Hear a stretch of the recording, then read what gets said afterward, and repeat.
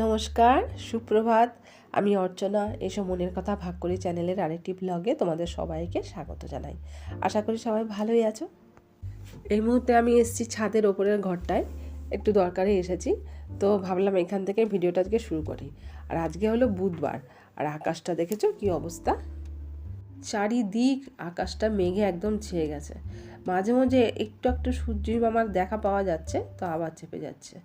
সকালবেলা এরা সব কাজে কর্মে বেরিয়ে যাওয়ার পর এসছিলাম ছাদে কটা জামা কাপড় মেলে দিতে, সকালবেলায় মেলে দিয়ে গেছি।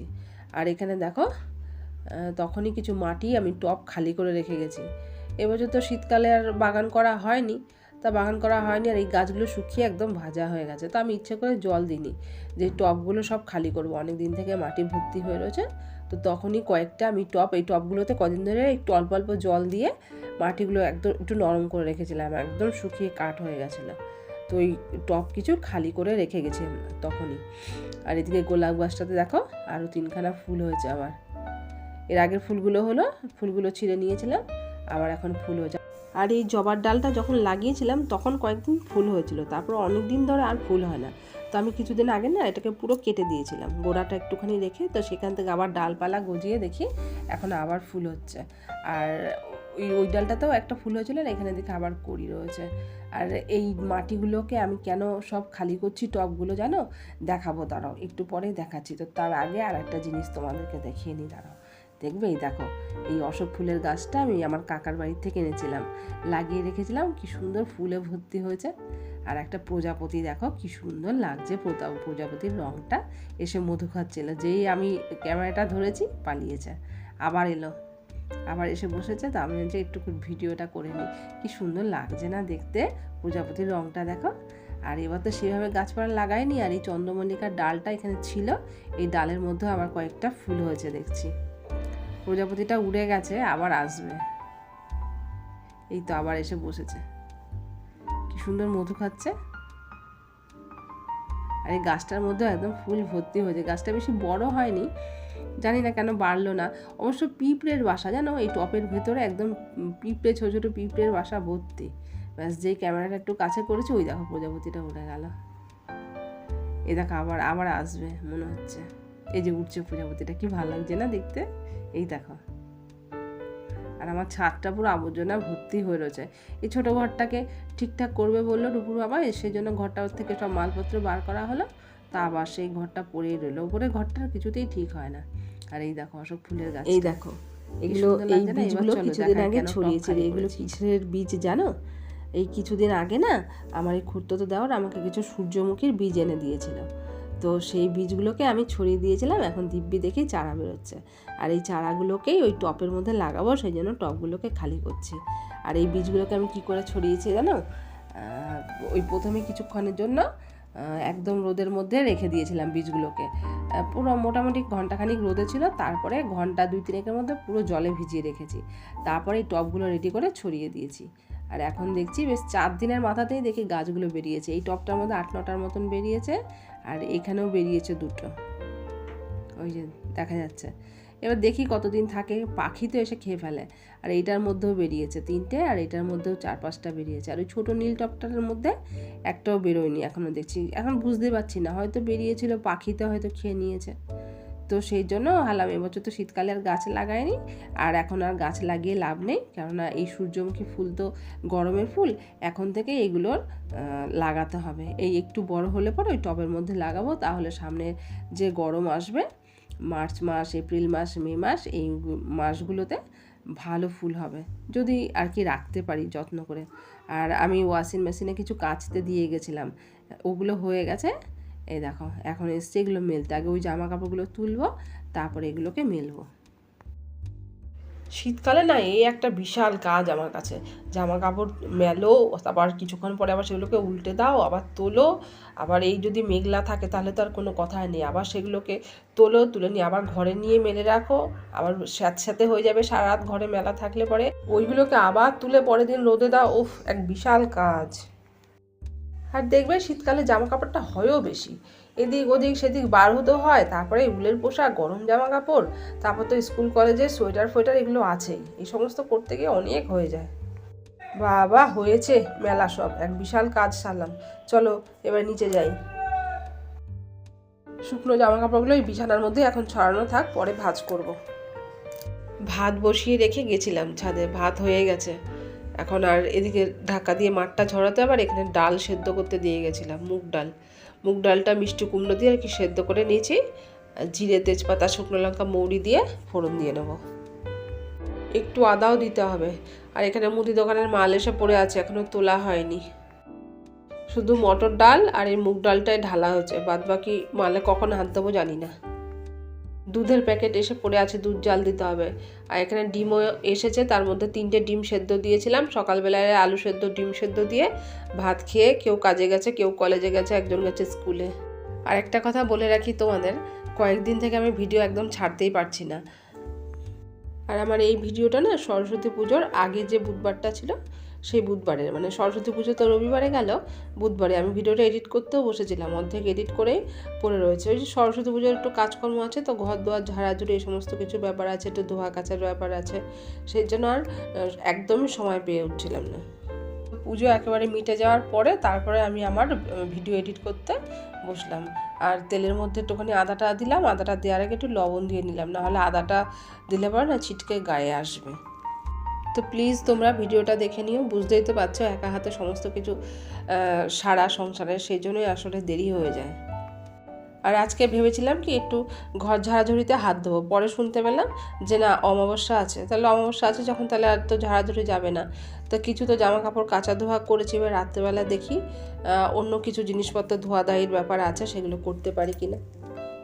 একটু দিয়ে দিলাম ভাজা জিরের গুঁড়ো, এই জিরের গুঁড়োটা দিয়ে একটুখানি ফুটিয়ে নিয়ে নুন মিষ্টিটা চেক করে ডালটা নামিয়ে নিলে হয়ে গেল মিষ্টি কুমড়ো দিয়ে মুগ ডাল। তখন আর একটা জিনিস তোমাদেরকে দেখানো হয়নি, এই দেখো রুপুর বাবা কতটা কড়াইশুঁটি নিয়ে এসছে, মনে হয় 1 কেজির ওপর। এখানে ওই যখন কড়াইশুঁটি আর কি পাওয়া যাবে না তখনকার জন্য, তো এটাকে স্টোর করে রাখতে হবে। তো যেদিনকে স্টোর করে এটাকে আমি রাখবো, কীভাবে আমি রাখি কড়াইশুঁটি সংরক্ষণ করে তোমাদের সঙ্গে শেয়ার করে নেব। ভাত আর ডাল তো হয়ে গেল, এবার আর কি রান্না করব দেখতে হবে। সবজির ট্রেটা বার করি, আদার বাটিটা তখন বার করেছিলাম, একটু আদা নিয়ে নিয়েছিলাম ডালে দেবো বলে। আর আদাটা না আমি না সবসময় জলে এভাবে ভিজিয়ে তারপর ফ্রিজে রাখি। তোমরা যারা পুরনো আমার ভিডিও দেখেছো তারা তো জানো কী করে আমি আদা সংরক্ষণ করি। এভাবে আদা এনে বাটির মধ্যে জল দিয়ে ফ্রিজের মধ্যে রেখে দেবে, তাহলে একদম বহু দিন আদা ভালো থাকে। মোটামুটি তুমি যদি ফ্রিজ চালিয়ে রাখো তাহলে 6 মাসেও আদার কিছু হয় না। আমার পুরনো ভিডিওগুলো আছে, সেখানে দেখবে তোমরা, আমি এইভাবে সবসময় আদা রাখি। আর সবজি কাটার জন্য প্লাস্টিকটা পেতে নিয়েছি, না হলে না মেঝেতে দাগ হয়ে যায় বন্ধু। 1 আটি কি 2 আটি মেথির শাক আনতে বলেছিলাম, তো 2 আটি মেথির শাক নিয়ে তো এসেছে, এবার বেছে বুঝে খাওয়ানোরই আর সময় হচ্ছে না। এগুলো সন্ধ্যাবেলায় সব কেটে কুটে রাখলে পরে, বেছে রাখলে পরে পরের দিন রান্না করতে ভালো লাগে, একটু তাড়াতাড়ি হয়ও। কিন্তু ওই যে সন্ধ্যাবেলা ছেলের পড়া টড়া থাকে, ওই নিয়ে বসি, ছেলের খাওয়া দাওয়া থাকে, নিজেরা চা খায়, তারপরে আবার ওই ভিডিওটা এডিট করতে বসি, এই করতে গিয়ে আর এগুলো করার সময় হয় না। তবে মেথি শাক এখন বেছে করার মতন সময় নেই, ধৈর্য কুলাবে না। প্যাকেটের মধ্যে দেখছি মোচাটা রয়েছে, অবশ্য মোচার যে ডাটিগুলো থাকে না ওগুলো ছাড়িয়েই দেয়, তো ভাবছি মোচাটাই আজকে কেটে রান্না করে ফেলবো। মেথি শাকটা রেখে দিই, দেখি কোনো সময় বাঁচতে পারলে তারপরে করব। কিন্তু ছোলা তো নেই ঘরে, তাহলে কি দিয়ে করব? হ্যাঁ, তবে কড়াইশুঁটি আছে, আলু দিয়ে কড়াইশুঁটি দিয়ে আজকে মোচার ঘন্ট করে ফেলবো। সন্ধে এখন 8টা বাজে, ছেলেকে দিদিমণির কাছে পড়তে বসিয়ে দিয়ে বেরিয়েছি রাস্তায়, যাবো একটু পার্লারে।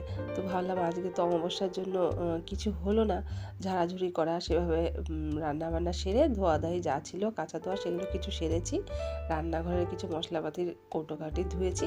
তো ভাবলাম আজকে একটু যাই পার্লারে, গিয়ে একটু আইব্রোটা করে আসি, কেননা সামনে তো সরস্বতী পুজো আসছে, তো সরস্বতী পুজো উপলক্ষে তো নিজেকে একটুখানি গোছাতে হবেই। তো চলে এসেছি আমি পার্লারে, একজন কাস্টমার কাজ করছেন, তারপরেই আমি বসবো। তো ততক্ষণ একটু পার্লারটা তোমাদেরকে ঘুরিয়ে দেখিয়ে দিই। তোমরা যারা আমার দূরের বন্ধু আছো তারা দেখো, যারা কাছে তোমরা তো জানোই। পার্লার থেকে আমি চলে এসেছি বাড়িতে, এসে জামা কাপড়টা ছেড়ে হাত পা ধুয়ে 1 কাপ চা করে খেয়ে জামা কাপড় গোছাতে বসে গেছি। জামা কাপড়গুলো গুছিয়ে নিই, কারণ অনেকগুলো জমে গেছে, নাহলে এই যদি এখন না করি না এরপরে আরও জমে যাবে। এই এতগুলো জামা কাপড় ভাঁজ করে নিলাম, এখন এগুলোকে জায়গায় দিয়ে দিতে হবে। এই জামা কাপড়গুলো সবকটা রূপুর, এগুলো যাবে রূপুর জায়গায়।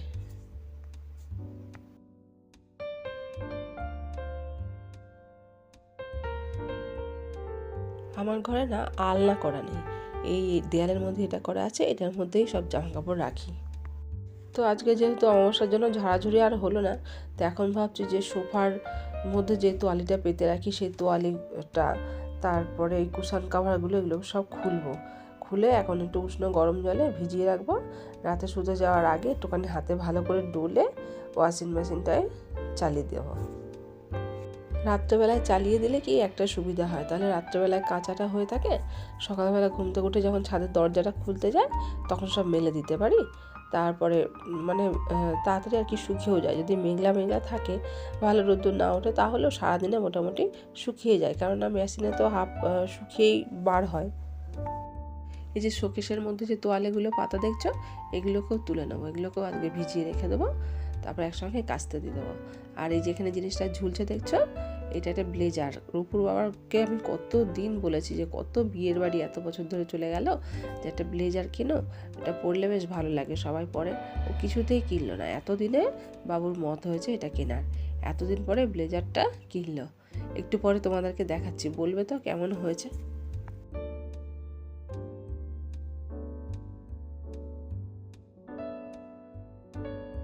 চলো এইগুলোকে আগে বাথরুমে রেখে আসি। এখানে রিজু সোনাকে পড়তে বসেছি, ওর দিদিমণি এসেছিলো, পড়িয়ে চলে গেছে। এখন স্কুলের একটু হোমওয়ার্ক আছে, ওইগুলোকে আমি করিয়ে দিচ্ছি। এবারে চলো ব্লেজারটা তোমাদেরকে দেখাই, দেখে বলবে, হ্যাঁ কমেন্টে জানাবে কীরকম হয়েছে।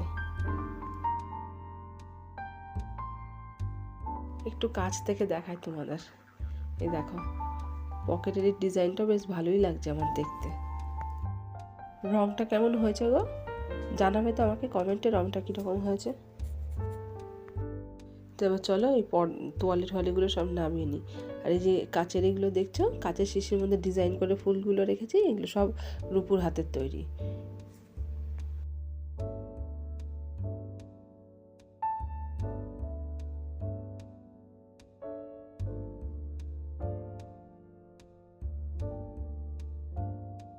আর কি বলো তো, এইগুলো না দিনের বেলায় করাও যায় না। এই দিনের বেলায় কাটা বাটা, রান্না করা, কাঁচা ধোয়া মেলা, এগুলো করতে করতে যেন দিন শেষ হয়ে যায়, এগুলো আর করার সময় পায় না। তাই সেই জন্য আমি রাত্রেবেলায় এই জিনিসগুলো করে রাখার চেষ্টা করি। আর রূপুরও এখন রোজ কলেজে যেতে হচ্ছে, ও কিছু করার সময় পাচ্ছে না, সেজন্য এগুলো রাতেই করে রাখা ভালো। এখন এসেছি ছেলের বই খাতা গোছাতে, পড়া হয়ে গেছে। এই কালকে তো স্কুল আছে, রুটিন দেখে রাত্রেবেলায় বই খাতাগুলো গুছিয়ে রাখলে কি দিনে সকালবেলায় তাড়াহুড়ো লাগে না। আবার একটা সময় যদি না গুছিয়ে রাখতে পারি তো সকালবেলায় তাড়াহুড়োতে হয়তো দেখা গেল একটা কিছু ভুলভ্রান্তি হয়ে গেল বই খাতা দিতে। সেই জন্য চেষ্টা করি রাত্রেবেলা রুটিনটা দেখে স্কুলের বইটা গুছিয়ে রাখার। আর তাহলে আমার ভিডিওটা আজকের মতন এখানে শেষ করি। তোমরা সবাই ভালো থেকো, সুস্থ থেকো, সাবধানে থেকো, সবাই নিজের খেয়াল রেখো। আর ভিডিওটা ভালো লাগলে একটা লাইক, শেয়ার, কমেন্ট করতে ভুলো না। আর এতক্ষণ ধরে আমাকে সময় দেওয়ার জন্য তোমাদের সবাইকে জানাই অজস্র ধন্যবাদ। আর এরপরে আমার সরস্বতী পুজোর আরও ভিডিও রয়েছে, সেগুলো পরপর আসবে, তোমরা একটু দেখো। তাহলে আজকের মতন রাখি, টাটা, শুভরাত্রি, দেখা হবে আবার পরের ভিডিওতে। আর ভালো লাগলে একটা সাবস্ক্রাইব করে দিও।